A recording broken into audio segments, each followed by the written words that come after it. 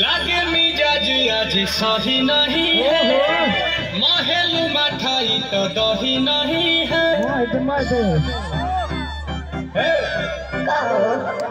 लागे मिजाज आज सही नहीं है, महल मठाई तो दही नहीं है।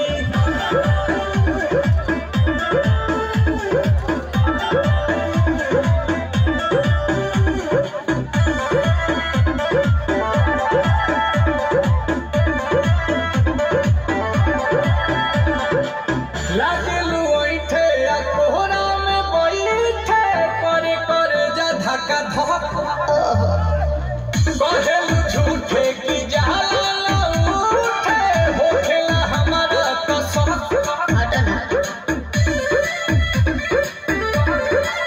सुनो ना ये जी सैया हमरा जी सैया फटाफट ला दो जाके मेरे जी सैया।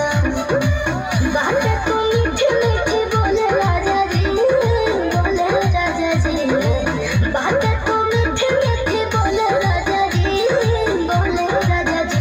कमरिया बोले बोले, कमरिया बोले बोले, कमरिया बोले बोले बोले बोले बोले राजा जी। कमरिया बोले बोले बोले बोले बोले राजा जी। कमरिया बोले बोले बोले बोले बोले रानी जी। कमरिया बोले बोले बोले बोले बोले रानी जी।